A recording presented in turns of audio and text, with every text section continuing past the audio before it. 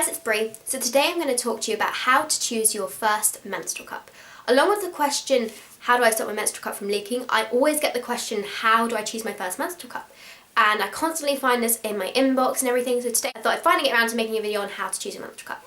So the things I'm going to tell you today are things that will probably help you to find that perfect cup that's going to work for you. Maybe not your Goldilocks cup as we call it, which is the cup that you often find when you try a few brands and you decide I like this one best or this works for me. That's really hard to do when you're picking a cup out for the first time, but it's definitely possible for you to pick out a cup that's going to work for you the first time if you take this advice. So the first thing you want to do is check your cervix. The way you do this is to basically stand up and take the position that they often recommend when you're inserting a tampon, which is to put your leg up on something. So you want to basically stick your middle finger into your vagina and see how far you have to reach up before you can feel your cervix. Your cervix should feel almost like a round marble with a dent in the centre, and you can definitely tell when it is because it feels completely different from the rest of your vaginal walls. So you just have to insert that up and see how far you can get your finger up. So if you can insert your finger all the way and can't feel your cervix, that would determine as a high cervix. If you can get your finger in and just touch your cervix, we call that a medium cervix length. If you can touch your cervix but only get your finger into the second knuckle, that's a low cervix, and if you can only get into the first knuckle, that's a very low cervix. So if you have a very low cervix, the only cup that's really possible for you to use is probably a mini Maluna small. I haven't got that cup with me today, but that one's not very difficult to find. You just go and type in on Maluna's website. Now for me personally, I can get my finger into the second knuckle, so I actually have a low cervix. However, I can use a lot of menstrual cups. So I'm going to show you today the ones that I have here. This is a small Maluna. This is a Lunette Model 1. This is a Diva Cup Model 1. This is a Sibel Cup Small. This is a Yuki Cup Small. And this is a Moon Cup UK size B. So after you've checked your cervix and determined how high or low it is, you're going to want to determine how heavy your flow is. Now the way you do this is basically to think, if you use disposables right now, how often do you have to change a tampon or how often do you have to change a pad? For me, I could easily get away with wearing my pad for 3 hours and change it quite comfortably. My flow wasn't really that heavy. I had one heavy-ish day, but it wasn't that heavy. If you have to change your tampon around every 2 hours and your tampon was always full, that's kind of pretty heavy. That we would probably deem as a heavy flow. If you have to change it every hour or every half hour, then that's a very heavy flow, and in fact that's really heavy and you should probably see a doctor about that. But if you can easily get away with changing it every 3 hours, then you probably have a regular flow if it's a regular tampon you're using as well. Although usually you'll have a sense of whether you think you have a heavy flow or not. Just kind of go with your instincts and what you feel on that. The next thing is go for a good brand. There are a lot of knockoff brands on Amazon, which is why I don't recommend going on Amazon to buy your menstrual cup unless you are really certain you know exactly what brands are legitimate and which ones are knockoffs. Because the knockoff cups tend to break apart after only 2 months, and you can't replace them because the brands aren't responsible, because they're obviously, impinging on someone else's patents, and it's just not fair to the companies that do use safe silicone that have been FDA approved and all sorts of things.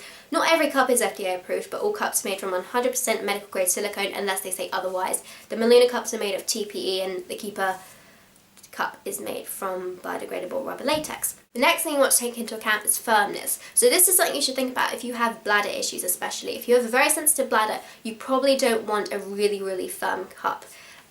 This cup, the Sibel cup, is often thought of as a really good menstrual cup for people who have bladder issues, simply because it's a very, very soft cup. By comparison, I'm going to take this Yuki cup, which is also the soft, but the Yuki's version of soft is not what I'd call soft, shall we say. This is the soft Sibel on top. You can see there's quite a difference in softness between these two. Also, cups that have prominent rims like this are not considered good for people who have bladder issues. This is the Moon Cup UK. Simply because they tend to press against the bladder quite firmly, and it often causes you to have difficulty when you're trying to release, if you're going to the toilet, because you can wear these when you go to pee as well. You don't have to take them out like you would a tampon or something. So that you should consider. Also, the soft Maluna is quite good as well for people who have bladder issues. However, the soft Maluna is not good if you are a beginner, if you're younger. I'm 16, and I got the soft Maluna, and whilst it was a really good cup for me to start with, I really, really wish I got the classic, because the soft is just too soft, especially for me, as I've been a dancer for half my life. Another popular cup people start with is the Lunette cup. Now, as I said, I've cut the stem off all of these cups, so they were much longer at one point, but I have a low cervix, so I don't need the stem. These always sit right down there. This is the reason you also want to consider checking your cervix, and it's really important you do this around your period as well, because your cervix doesn't just stay stationary, it can move up and down. And if your cervix moves up, then what can happen is you put this cup in, Would you try it on a dry run, say, and realise, oh, I need the stem cut off, then your cervix goes up and your cup can ride up inside you. That can be quite scary for a lot of people because often you can't feel it and then they panic and can't reach it. The thing to do is just relax, bear down with your muscles as if you're going for a poo, and then often it will push the cup down automatically.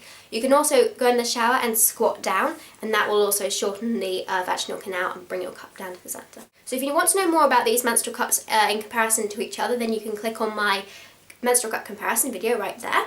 But these are the small Maluna and Lunette compared together. These are very popular starter cups for people who are under the age of 20, you know, who are teenagers. They're very good cups for them. By comparison, this is the small Maluna cup and the Diva cup size 1. There's quite a difference here, which is why you need to think about the size that you want. You can see the Diva cup is a lot longer, and it's also a lot wider than the Maluna. Compare the rims for you. So you can see if you're quite a small petite person, this might be a little bit big for you, especially if your cervix is low. I can just about get this cup in, but I usually have to kind of coax my cervix into the cup, and that does take some getting used to do that. And also you have to have been quite used to using menstrual cups for that as well. So maybe not such a good thing if you're just starting out and you have a low cervix. If you have a high cervix, however, this might be a really good cup for you because it means the cup won't ride up inside of you and get lost. That's a common myth, by the way, as well. Your menstrual cup can't get lost. It doesn't vanish inside of you, but your cervix can move up and your cup can therefore ride up inside your vagina. As I said before, just get in the shower, squat down, relax, don't tense up. It is perfectly able to get out, and if you absolutely have to, you can go to the doctor and they will easily be able to get it out. It won't go up inside your uterus. Your cervix does not open that wide until you have a baby. So I hope that helped you guys if you're looking into trying a menstrual cup and wondering a bit about the size. Age doesn't really have much to do with it. I know a lot of brands say if you're over 30 and you've had a kid, you can have the size 2. If you haven't had a kid and you're under 30, have the size 1. But that really doesn't apply. You want to check how heavy your flow is, how high your cervix is, and what firmness you think you're going to need. Because if you do a lot of sport and you know your pelvic floor muscles are really strong, you're going to want a firmer cup so that it opens easily and also stays in place. If you get a soft cup and you have really strong pelvic floor muscles, often what can happen is your muscles are going to crunch it like that and then you'll leak. So also take into account anything like bladder issues you may have, and anything you think is going to be aggravated by a firm cup pressing. In that case, you might need a softer cup. Softer cups do take a little bit more coaxing to get to open, especially if you have quite strong muscles, but can be used if you have slightly strong muscles, just not if you have mega strong pelvic floor muscles. Firmer cups open up a lot more easily, but sometimes they're difficult to get out. The Moon cup was my first menstrual cup I ever used before my Maluna, but this cup has got a really strong suction, so trying to take it out often makes you panic, especially if you're a teenager. If you're a virgin as well, or it doesn't really make much of a difference, you know, because you can use the same cup after you've had sex as before you've had sex. That's something to mention as well. It won't change that much. It only changes quite a bit if you've had a baby, obviously, because the baby is quite significantly larger than the penis. But this is probably not a good menstrual cup to start with if you're quite young, simply because it is quite a violent cup and is quite strong in suction as well. So top tips for a first menstrual cup as well are to find a menstrual cup that has some really good grip rings at the top, because this helps you to not panic as much and allows you to grip the cup quite easily. A nice stem that you find is really good. The Lunette stem is lovely. It's stretchy and has a lot of grips on it. As I said, I've cut it off so I don't need it. And find a cup that's a good resistance. So I hope that's helped you guys. If you have any questions, post them down below. I'm sure somebody can come along and help you out here. So thanks for watching, guys. Please subscribe and I will talk to you later. Bye-bye.